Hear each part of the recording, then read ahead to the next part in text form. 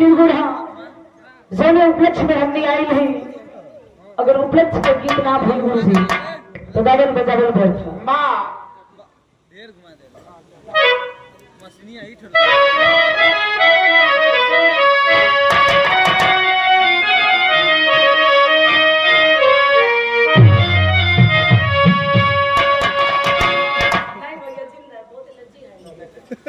ठीक बात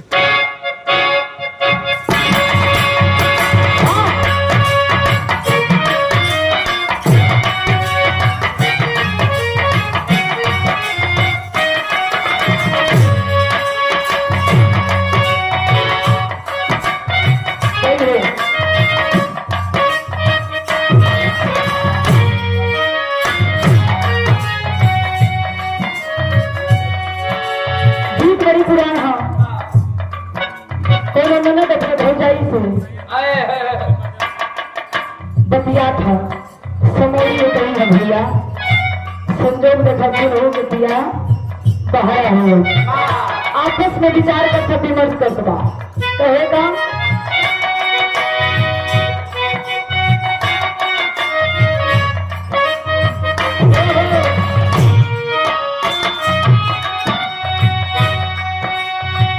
नन्नत भाग दैया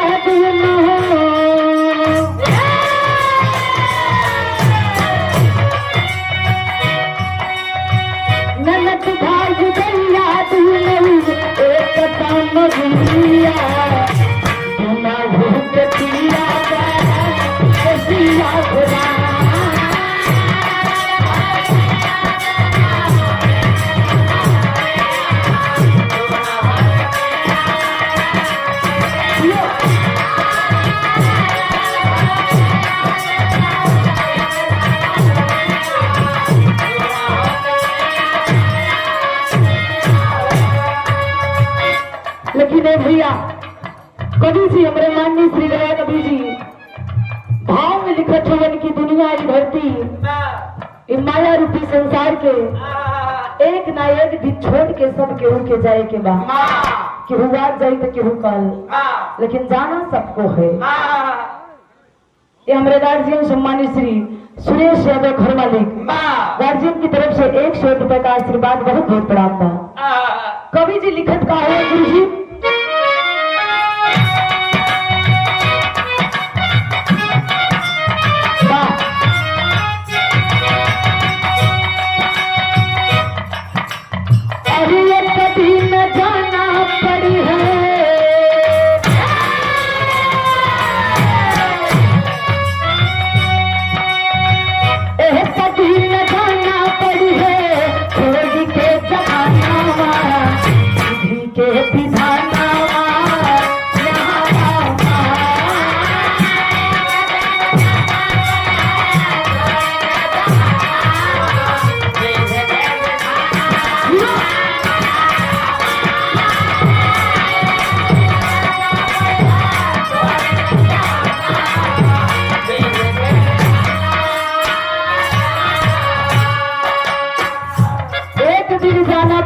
छोड़ी के जवानवा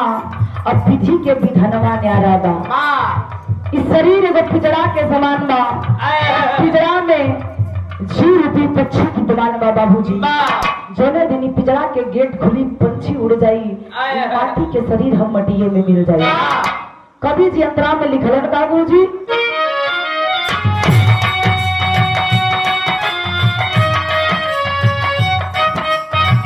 सही हो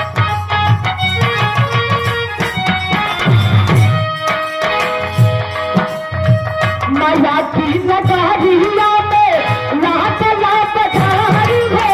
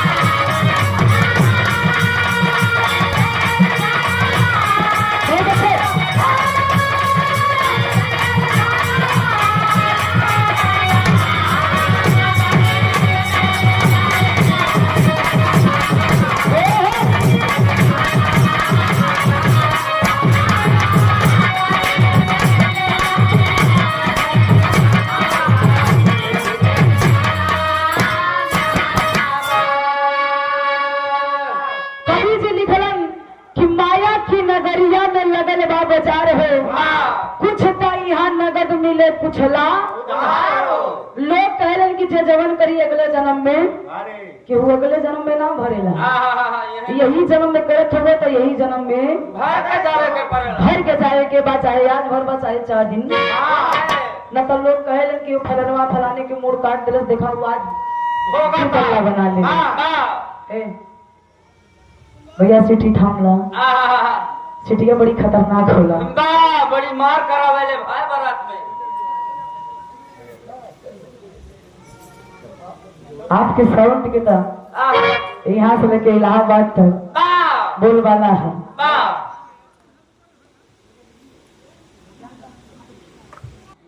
ये माया के नगरी है जब लड़का गर्भ में आवेला तो भगवान से यह मनाई कि प्रभु इन नर्क से हमके जल्दी से बाहर निकाल दे धरती पे जाई तो पुण्य के काम करब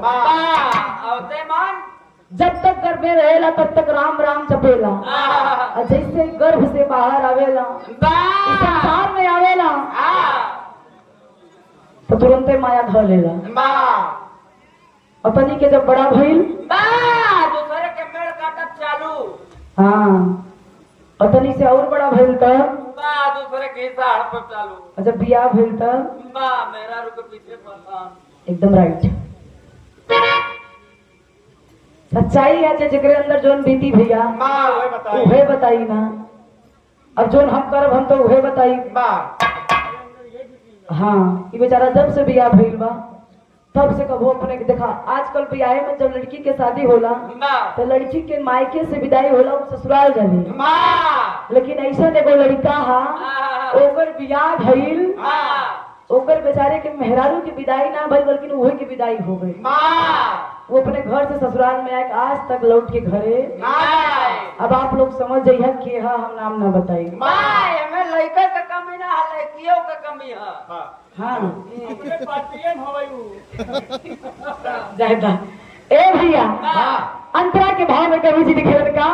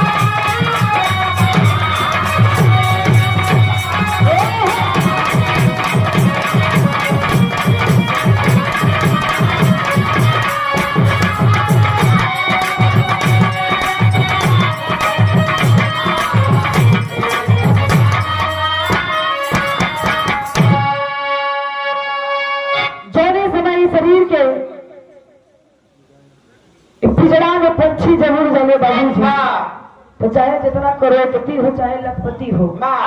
तमाम जमीन जायदाद बना ला, लेकिन जौन दिन शरीरिया से जान निकली तो खलिए हाथ आइल वाला खलिए हाथ ला केहू कुछ लेके आइल बा, ला केहू कुछ लेके, लेकिन ए भैया दू चीज जाला साथ में, दू चीज में हमेशा साथ में जाला। एक तो पहला पाप पुण्य के लेखा जोखा और दूसर का गुरु मंत्र। यही से बतावल गईल बा कि अगर जिंदगी के शरीर के 184 से अगर मुक्ति पावे के बाद तो गुरु बनावल बड़ा जरूरी बा। यही से कहल गईल बा कि जब तक गुरु मिल ही नहीं साचा तब तक गुरु करहो गुरु बनावा, लेकिन गुरु सच्चा होना चाहिए। हाँ नाइताज वाले गुरु हो यही भैया वो तो खुद ही जाता है कामों लोगों के लेके। हाँ जैसे बेचारा वही मठ से आयल है। ए भैया कहन का कहना बा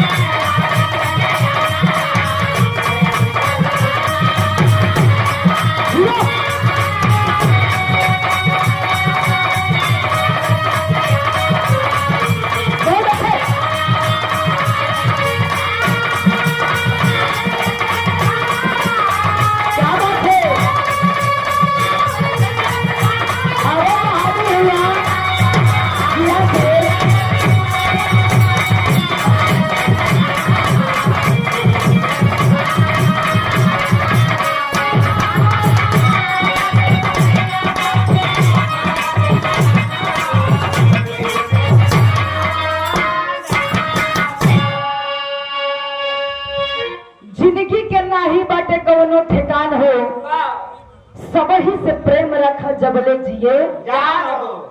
आजकल एक भैया एक एक पिता खातिर भाई भाई के कत्ल कर देते हैं। केहू प्रेम से बैठे ना चाहत है,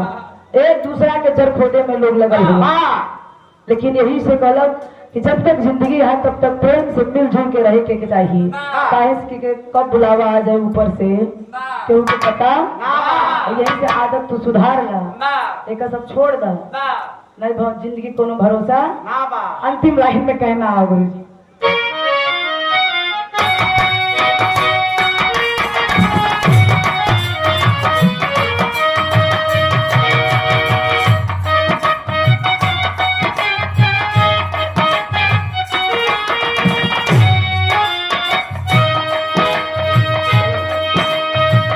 गुरुवर बिहारी गुरुगा ले सके बयान में।